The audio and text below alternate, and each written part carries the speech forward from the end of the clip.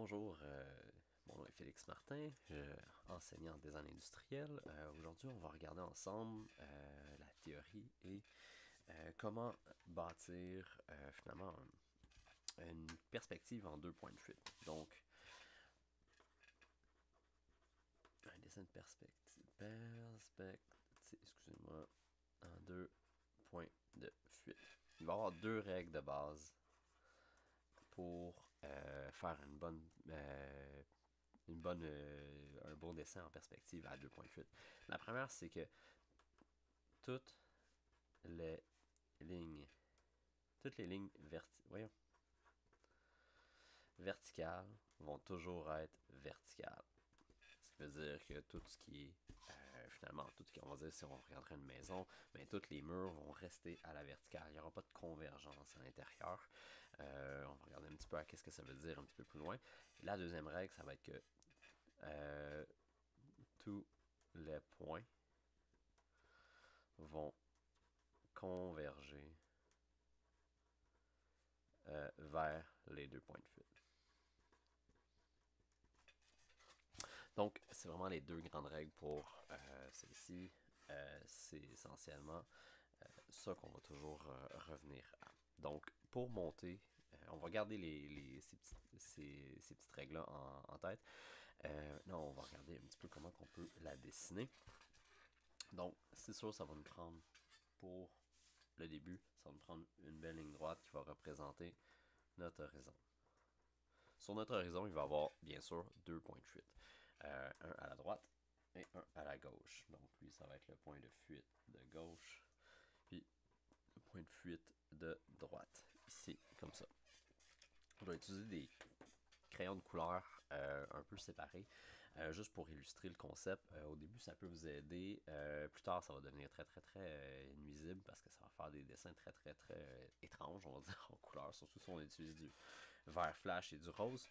Mais pour le moment, je vais finalement utiliser le rose, si je suis capable de me rappeler, pour le point de fuite de droite et le vert pour le point de fuite de gauche. Ça va être capable de séparer un petit peu plus les éléments. Donc, on a notre horizon, on a nos deux points de fuite. Maintenant, on va essayer de se tracer notre premier prisme ou un cube. On peut se mettre à peu près n'importe où dans la page. L'important, c'est d'avoir bon, on va regarder, on va en dessiner un, puis on va regarder qu'est-ce que ça donne. Un petit peu. Fait, je vais dessiner un point quand même assez bon. On essaie de se garder là, pour notre premier point ou notre première ligne, on essaie de se garder là, une main ou une main et demie plus bas. Moi, à cause que j'ai écrit en haut ici, j'ai un petit peu moins de place.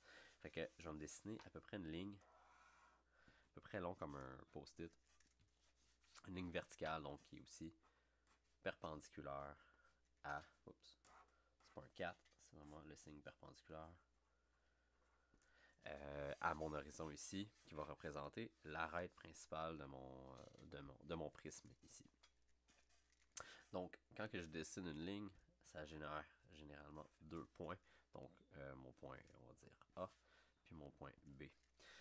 Ces deux-là doivent, encore là, comme que je viens de dire, tous les points convergent vers les deux points de fuite. Ça veut dire que je vais aller tracer une ligne de mon point A à mon point de fuite de droite et à mon point de fuite de gauche. Puis la même chose pour le point B. Donc, je vais y aller. Donc, mon côté A s'en va là. Puis je vais le faire pour le B tant qu'à y être. Quelque chose comme ça. Dans l'autre côté, c'est un petit peu plus loin. Je vais tasser ma page. Je vais commencer ici. Je vais vraiment regarder où est-ce que je m'en vais. C'est pas ma plus belle, mais c'est pas grave. Si votre ligne est un petit peu croche comme la mienne, c'est pas super grave parce qu'on va juste avoir besoin du début. L'important, c'est que grosso modo, le début soit relativement droit, puis après ça, même si ça fait la vague, c'est pas nécessaire. Si on dessinerait un autobus qui irait un peu dans ce sens-ci, là, ça serait un peu plus critique. Je pense que je referais la ligne, mais pour le moment, il n'y a pas de problème.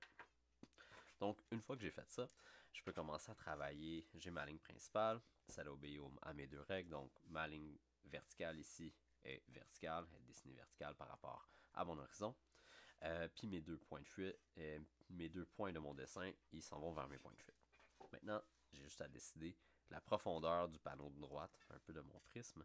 Moi, je vais dire, contre mon hasard, je vais faire ici C. Fait que ça, c'est mon point C. Celui-là, bon, ben, vu que je vais faire un prisme, je vais assumer que les côtés sont droits, ben, je vais venir dessiner l'arête à l'arrière qui va être encore là verticale.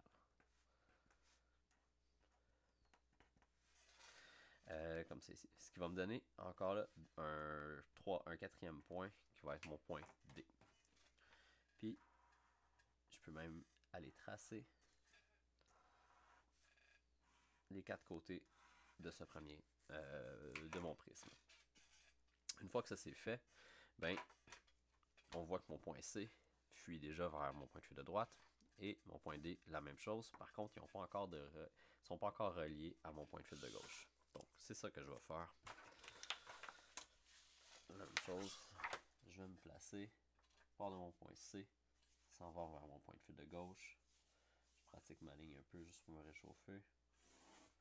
Comme ça c'est pas pire. La deuxième. Là, il faut pas paniquer si on arrive dans ce coin-ci, dans ce coin-là, dans ce coin-là. Tant qu'on va se donner une marge d'erreur à peu près gros comme notre pouce, c'est vraiment pas grave. De toute façon, c'est du croquis. C'est fait pour être rapide. Donc, une fois qu'on a ça, on voit que notre prisme, le premier côté est fait. Maintenant, ça prend une profondeur. En ce moment, c'est juste un plan dans l'univers. Donc, je vais faire exactement la même séquence que ce qu'on a fait avec le point C et le point D. Donc, je vais dire, bon, ben moi, je vais avoir cette profondeur-là. On va appeler ça le point E. Et après ça, je vais venir dessiner une ligne qui est verticale encore là. Ici, pour aller me donner mon point F. Donc, maintenant, le E et le F sont reliés à mon point de fuite de gauche. Par contre, pas à mon point de fuite de droite. C'est ce que je vais venir tracer. Je prends mon E, je l'envoie vers mon point de fuite de droite. Comme c'est ici. Même chose pour celui d'en bas. Oh boy. Tu pas si pire? Ouais, pas si pire. Ok, elle va être là. Et voilà. Maintenant, on peut prendre...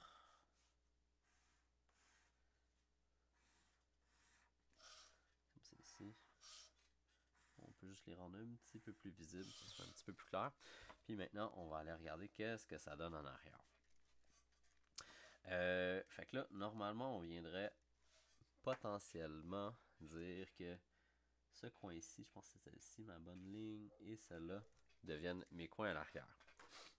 Fort probablement. Mais il ne faut pas oublier la première règle, ce qui veut dire que toutes les lignes verticales sont toujours verticales. Donc, ça veut dire que pour que ces deux lignes-là soient vraies, qu'elles soient à la bonne place, comme vous voyez, j'ai fait une erreur ici. On voit que cette ligne, fort probablement, cette ligne-là est un petit peu croche. On voit que si je la trace ici, c'est pas nécessairement parallèle à mes autres lignes verticales ou perpendiculaires à mon horizon. Donc, si je trace ces deux points-là, normalement, la ligne est verticale, c'est qui est le cas. Ça veut dire que mon réseau, mon prisme, fonctionne. C'est pas des lignes qui sont visibles ici, à l'arrière, surtout cette ligne-là, ces trois-là ici. Mais on va les tracer quand même pour le moment, pour nous assurer que notre prisme fonctionne bien. Je vais après ça prendre un crayon à pointe large ou un Sharpie et venir tracer ces lignes-là, juste pour leur donner un petit peu plus d'importance, comme ceci. Et voilà. Fait que ça nous donne notre premier prisme de cette façon-là. Donc, comme j'ai parlé, très important, les deux petites règles de nos points de fuite. Essayez toujours de les mettre les plus loin possible sur votre page. Même, on va apprendre à les faire tellement loin qu'ils ne sont plus sur la page. Essayez toujours de garder au moins, là, comme là, vous voyez, mon objet est au moins, quasiment à la distance de ma main. Donc, ça veut dire que quand vous faites votre premier trait, ça c'est l'erreur que je vois le plus souvent. Là. Essayez de vous garder là, une main et demie plus bas. Je pourrais vous le dire en à peu près 4-5 pouces. Parce que plus qu'on est proche de l'horizon, plus que cette section-ci devient très très mince, puis c'est là qu'on vient à créer des erreurs. Donc, soyez toujours à l'affût de ça, essayez de dessiner un petit peu plus bas. Puis ça va relativement bien aller. Donc, bonne perspective et bon dessin.